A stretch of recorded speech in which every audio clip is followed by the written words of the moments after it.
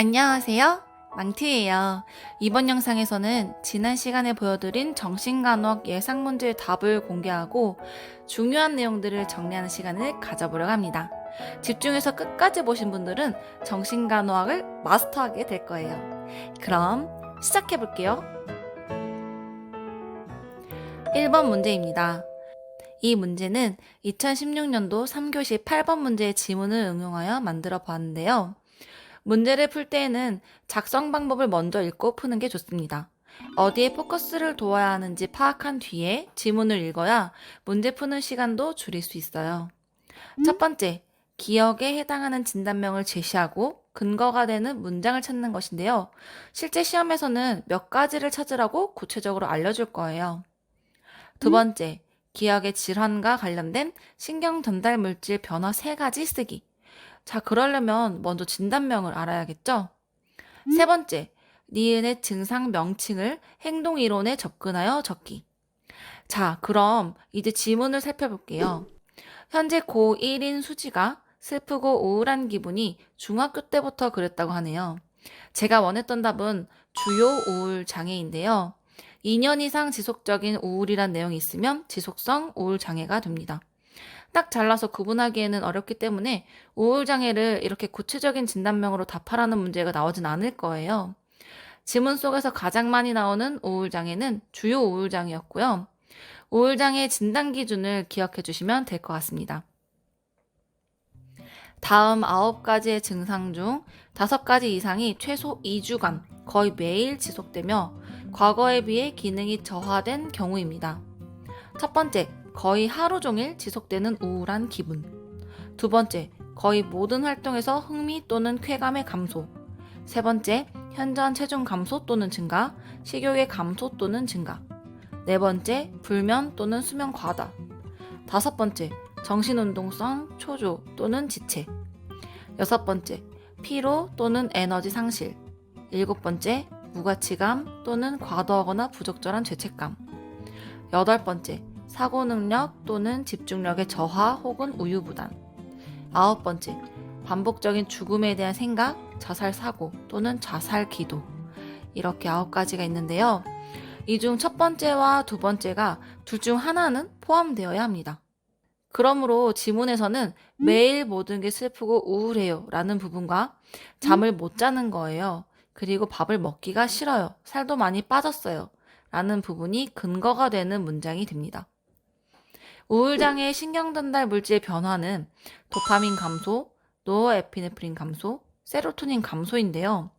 이 중에서 가장 의미 있는 것은 세로토닌 감소입니다. 만약에 하나만 쓰라고 했다면 세로토닌 감소를 적으셔야 합니다. 니은을 보면 수지가 모든 것이 실패로 돌아간다고 했어요. 매번 시험을 보면 반에서 꼴찌를 해서 자존감이 많이 떨어진 상태로 보이는데요. 이것을 학습된 무력감이라고 합니다. 2번 문제입니다. 이 문제는 2019년도 3교시 8번 문제의 지문을 응용해서 만들었어요. 방어 기전의 명칭과 개념을 서술하는 문제인데요. 내용을 보면 학생이 힘든 이유는 엄마가 암으로 돌아가셔서 매일 슬픈데 엄마가 돌아가신 건 다 저 때문이에요. 라면서 자기 탓을 하고 있습니다. 우울증 환자에게서 많이 나타나는 대표적인 방어 기전인데요. 이것은 바로 함입입니다. 함입이란 남에게 향했던 모든 감정을 자신에게로 향하면서 잘못된 것을 모두 자신의 탓으로 돌리는 것을 말합니다. 이것은 인지적 왜곡에서 개인화랑 비슷해요. 문제 속에서 방어 기전으로 묻는 건지 인지적 왜곡으로 묻는 건지 잘 보시고 답해야 합니다. 그 밖에도 시험에 자주 출제되는 방어 기전을 몇 가지 정리해 볼게요. 자신이 감당할 수 없는 현실에 마주쳤을 때 갈등이 없던 이전의 시기 발달 단계로 되돌아가는 퇴행. 하나의 대상에서 느끼는 무의식적인 충동이나 감정을 덜 위협적인 다른 대상으로 옮기는 전치. 다른 사람도 알고 있으나 의식화되면 감당할 수 없는 고통스러운 현실을 무의식적으로 인정하지 않는 부정. 용납할 수 없는 생각이나 행동의 진짜 의도를 숨기고 잘못된 이유를 붙여 자신의 행동을 정당화하거나 안심시키는 합리화. 3번 문제입니다. 이번 문제는 직접 기사 내용처럼 만들어 봤습니다. 작성 방법을 보면 성격장애 부류와 유형을 제시하고 원인을 말러의 분리개별화 이론에 근거하여 서술하라고 했네요. 분리개별화 이론은 임용에서 기출된 적이 아직은 없는데요. 15년도에 이와 비슷한 애착 단계를 묻는 문제가 있었어요. 임용에서는 단계와 관련된 문제도 좋아하기 때문에 이렇게 묶어서 만들어 보았습니다. 32세 여성 김모 씨는 남자친구와 헤어질 것 같다는 느낌이 들 때 자살 시도를 한 경험이 있다고 나와 있습니다. 대표적으로 경계성 성격장애의 특징이 자기 파괴적인 행동을 하는 것인데요. 굉장히 충동적이고 불안정한 성격장애입니다. 원인은 다양하지만 어렸을 때 양육자로부터 안정적으로 사랑을 받지 못했을 때, 가장 가까운 사람으로부터 버림받은 기억으로 인해서 발생할 수 있습니다. 기사 내용을 보면 어렸을 때 부모님이 이혼을 하고 사랑받지 못하고 자라서 자신에게 집착하는 것 같다라는 이 부분에서 힌트를 얻을 수 있었습니다. 그래서 첫 번째 질문의 정답은 B부류의 경계성 성격장애입니다. 위 사례에서 김모 씨의 충동적이고 자기 파괴적인 성격의 원인을 말러의 분리개별화 이론으로 접근해보면 화해 접근 분기 단계에서 양육자의 양가적인 태도로 인해 정서적 욕구가 일관성 없이 충족되거나 의존적인 성격이 형성되고 버림받는 것에 대한 공포와 혼란을 유발하여 경계성 성격장애의 원인이 될 수 있다고 설명할 수 있습니다. 4번 문제입니다. 이 문제는 2011년과 2017년의 기출문제를 응용해서 만들어 봤는데요. 기억의 대화가 효과적이지 않은 이유는 비치료적 의사소통에 대한 문제입니다. 사례 1을 보면 딸이 엄마에게 자신의 욕을 하고 다닌다는 말을 하고 있네요. 사실 이 부분은 조현병의 피해 망상에 대한 내용의 일부를 가지고 온 건데요. 이 상황에서 엄마는 그런 생각을 하는 증거가 있냐면서 따지고 있습니다. 이것은 도전입니다. 사례 2를 보면 대범이가 공부를 열심히 했는데도 노력이 모두 수포로 돌아간 것 같다고 했어요. 그러자 보건교사가 네 이야기를 들어보니 정말 열심히 노력했는데도 원하는 결과를 얻지 못해서 실망스럽고 좌절한 것처럼 들리는구나 라고 말했어요. 이것은 감정의 반영이고요. 이처럼 주로 무엇처럼 들리는구나 라는 식으로 많이 나옵니다. 감정의 반영은 상대방이 가지고 있는 주요 감정이나 느낌을 언급해서 정서를 되돌려주는 방법으로 대상자의 감정을 스스로 인식하게 도와주고 상담자가 대상자의 감정을 이해하고 있다고 느끼게 해주기 때문에 효과적인 의사소통이 됩니다. 그 밖에도 치료적, 비치료적 의사소통을 정리해 두시면 정말 좋을 것 같아요. 5번 문제입니다. 이 문제는 2016년도 3교시 8번 문제의 일부분인데요.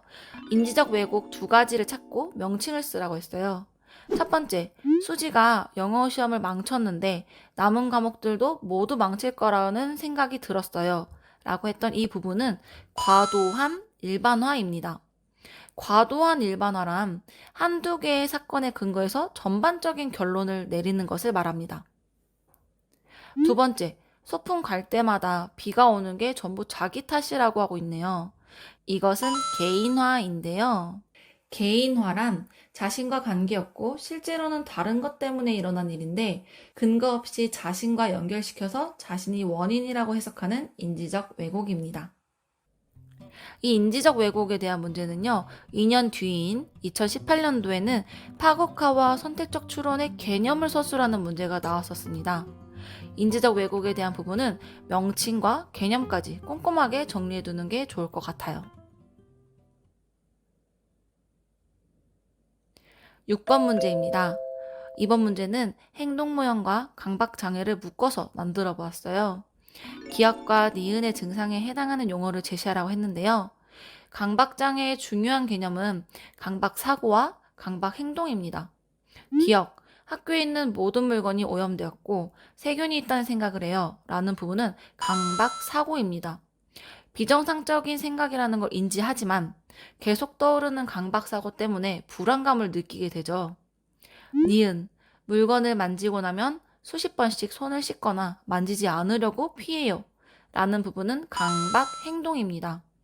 강박 사고로 인한 불안이 강박 행동으로 인해 감소가 된다는 게 강박장애의 핵심 내용입니다.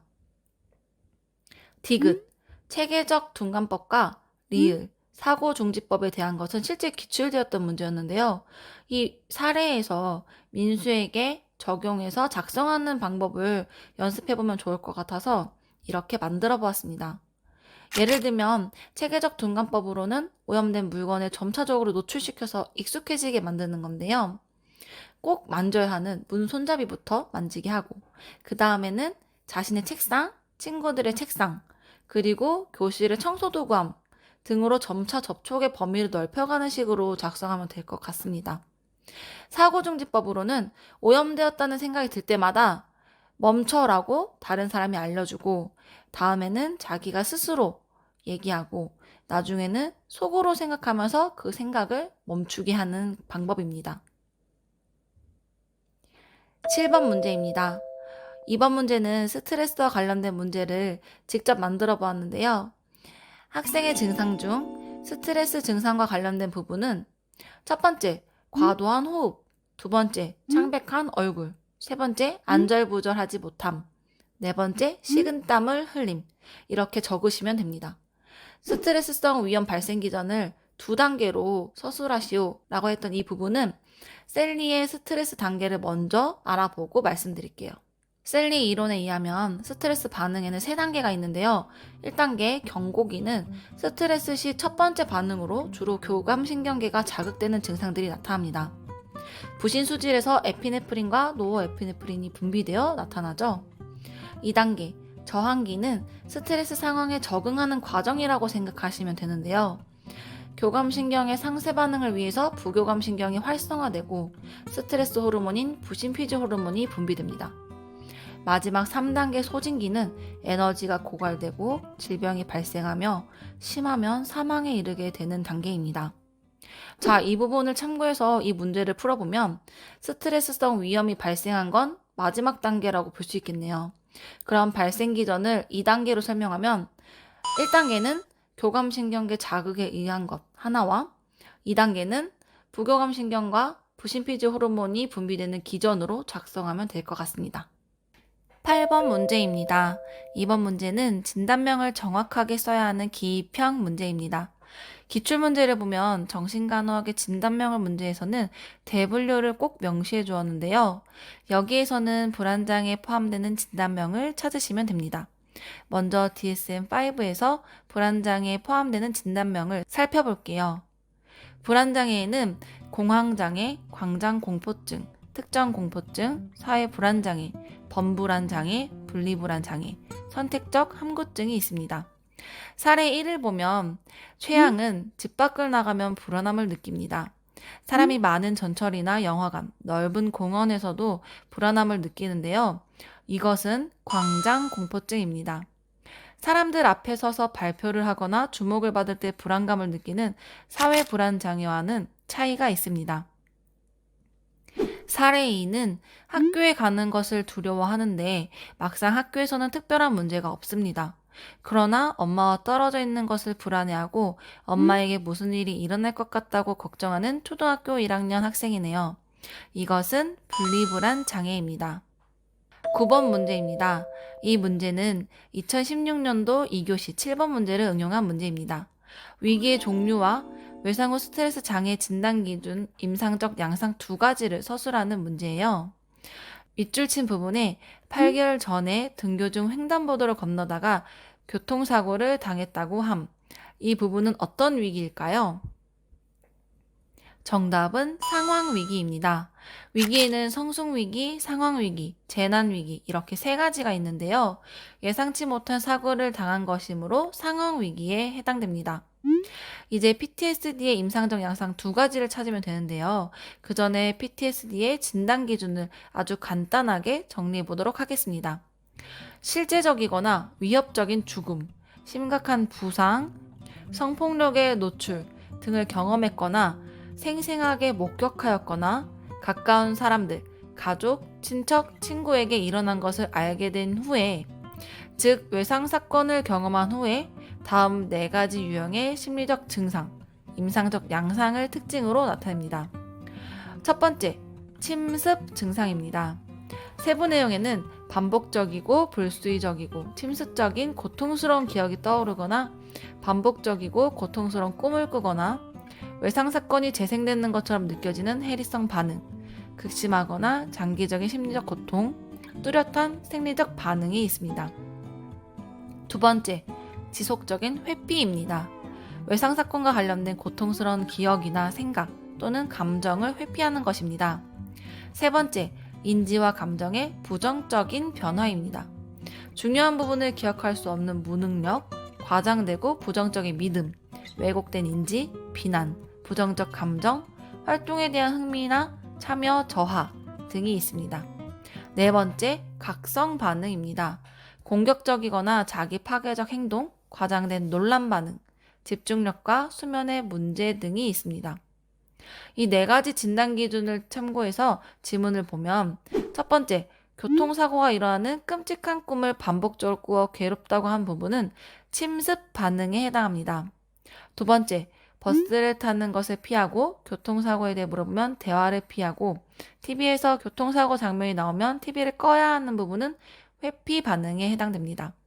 실제로 진단 기준을 보면 굉장히 자세하고 복잡한데요. 간단히 정리해보면 외상사건 이후 침습, 회피, 부정, 각성 이 네 가지의 특징적인 증상이 나타나는 것을 외상 후 스트레스 장애라고 할 수 있겠습니다. 10번 문제입니다. 이번 문제는 2017년도 문제를 그대로 가져왔어요. 실제로 기출되었던 문제에서 다시 기출되었던 대표적인 사례입니다. 시험을 보는데 너무 긴장해서 갑자기 손가락이 움직이지 않았지만 병원에 가보니 이상이 없다고 했네요. 기억, 전환 장애입니다. 니은에서 손가락을 움직일 수 없는 증상에 대해 걱정하지 않고 무관심한 태도를 보인 것은 만족스러운 무관심입니다. 이 문제는 기입형으로 간단히 나왔던 아주 쉬운 문제였어요. 실제로 임용에서도 이렇게 쉬운 문제들도 나오니까 이런 부분에서는 절대로 점수를 놓치시면 안 됩니다. 11번 문제입니다. 이번 문제는 조현병에 대한 문제로 제가 직접 만들어 보았는데요. 같이 살펴볼게요. 먼저 기억과 니은에 해당하는 증상의 명칭을 제시하라고 했습니다. 기억, TV에서 뉴스가 나오면 자기 얘기를 한다면서 소리를 지르는 부분은 관계망상이고요. 니은, 밥을 차려주면 독을 탔다면서 먹지 않는 것은 피해망상 중에서도 독약망상입니다. 디귿, 할로페리도를 먹으면 가만히 있지 못하고 안절부절 못한다고 했는데 이것은 정좌불능증이라고 합니다. 리을, 할로페리도의 양리기전은 도파민을 감소시키는 약물인데요. 상대적으로 아세틸콜린이 증가되어서 이러한 부작용들이 나타나게 됩니다. 기타 부작용으로는 근육이 강직되고 뒤틀리는 근긴장 이상증, 안전 시 진전이 나타나는 가성 파킨슨증이 있습니다. 12번 문제입니다. 이번 문제는 2018년도 기출되었던 문제로 항우울제와 관련된 문제입니다. MAOI 복용 시 주의사항으로 발효된 음식이나 혼재 음식을 먹으면 안 되는 이유는 기억, 티라민이 함유되어 있어서 니은, 고혈압성 위기 증상이 나타날 수 있기 때문입니다.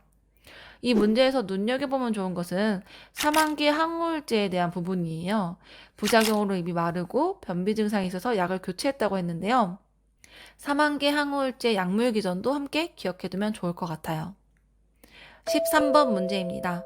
이 문제는 물질 관련 장애와 관련된 문제인데요. 제가 만든 문제는 기입형으로 출제했지만 내용을 서술할 수 있을 정도로 공부해야 하는 부분이에요. 신체적이나 심리적으로 문제가 있다는 것을 알면서도 약물을 중단하지 못하는 것은 기억, 약물 남용이고요. 처방 없이 복용하거나 목적과 다르게 투여하는 것은 니은, 약물 오용입니다. 진통제를 너무 많이 복용해서 효과가 없고 더 강력한 진통제를 찾는 것은 디귿, 내성이고요.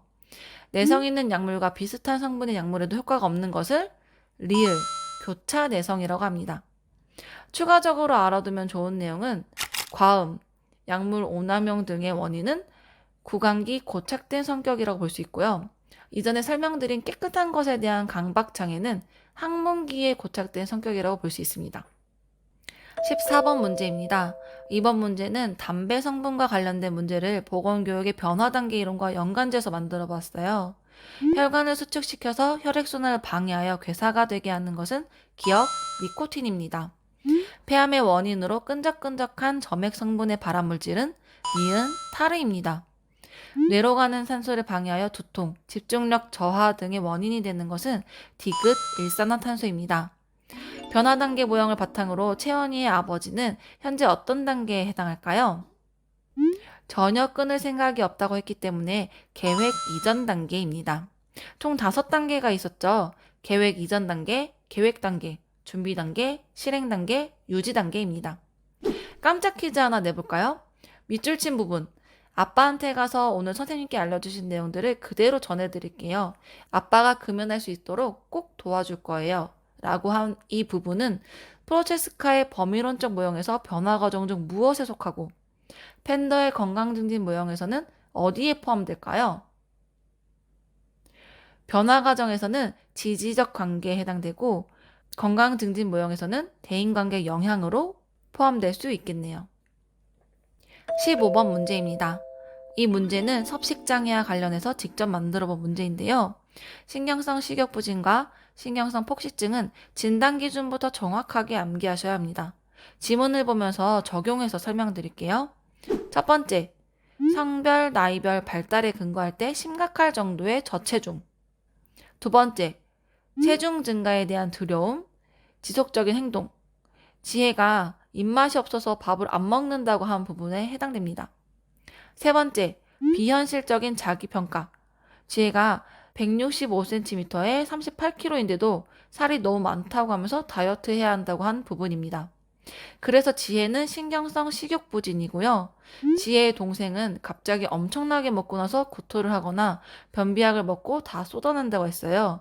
그래서 신경성 폭식증이라는 것을 알 수 있습니다. 기억, 손가락 사이에 굳은 살의 명칭은 루셀 사인입니다. 16번 문제입니다. 이 문제는 수면장애와 관련된 문제이며 아직 출제된 적은 없어서 직접 문제를 만들어 보았어요. 사실 이 내용은 제 실제 경험을 바탕으로 해서 작성해 보았는데요. 제가 대학생 때 1년 동안 고생을 했었는데 그때는 그냥 잠이 부족해서 그렇다고만 생각했었어요. 상담 일지를 보면 자주 가위에 눌린다고 해요. 잠에 들려고 할 때 갑자기 귀신이 보인다는 부분은 인면기 환각을 말합니다. 수면 중 정신은 깨어 있는데 몸이 움직이지 않는 것은 수면 마비이고요. 갑자기 잠에 빠지는 것은 수면 발작이며 갑자기 힘이 빠져 주저앉는 것은 허탈 발작입니다. 이 학생에게 중요한 간호는 쏟아지는 졸음으로 위험에 처할 수 있기 때문에 첫 번째, 낮잠을 자도록 하는 것과 두 번째, 졸음이 쏟아질 때에는 위험한 행동을 하지 않도록 하는 것입니다. 예를 들면 위험한 도구를 다루거나 수영, 운전 등을 하면 안 되는데요. 이 사례에서는 학생이기 때문에 운전에 대한 내용은 빼는 게 좋을 것 같네요. 17번 문제입니다. 이 문제는 자폐 스펙트럼 장애와 관련된 문제로 이 역시 제가 직접 만들어 보았는데요. 진단 기준을 물어보는 문제예요. 이번에도 근거를 찾으면서 진단 기준과 연관지어 설명드릴게요. A 교사가 올해 5살인 아이가 다른 아이들과 조금 다른 것 같아 걱정이라고 했어요. 구체적인 내용을 살펴보면 첫 번째, 어린이집 선생님들 말씀을 들어보니 다른 아이들과 같이 놀지 않는다고 해요. 하는 이 부분에서 사회적 관계를 만들고 유지하고 이해하는 데 결함이 있다는 것을 알 수 있고요. 두 번째, 집에서도 아이를 마주보면서 놀아주려고 하면 아이는 저를 쳐다보지 않아요. 라는 이 부분에서는 사회적 상호작용을 위해 사용하는 비언어적 의사소통 행동에서의 결함을 확인할 수 있습니다. 세 번째, 장난감을 여러 가지 사주어도 관심이 없고 밖에서 준 돌멩이만 가지고 놀아요. 라는 이 부분은 정도나 초점이 비정상적인 매우 제한적이고 한정된 흥미를 확인할 수 있고요. 네 번째, 이상한 소리를 내거나 계속 같은 동작을 반복하면서 혼자 놀아요. 라고 한 부분은 상동적이거나 반복적인 동작, 사물 또는 말의 사용을 확인할 수 있습니다. 오늘 영상은 여기까지예요. 문제로 직접 풀어보니까 어떠셨나요? 감이 잡히셨나요? 실제 시험에서는 어떤 문제들이 나올지 모르겠지만 그동안 공부한 내용들을 잘 정리해 두셨다면 이제는 직접 문제에 적용하는 것도 많이 해보시는 게 좋아요. 다음 영상에서는 시험에 출제될 만한 약물들을 정리해 보려고 합니다. 다음 영상에서 만나요. 그럼 안녕!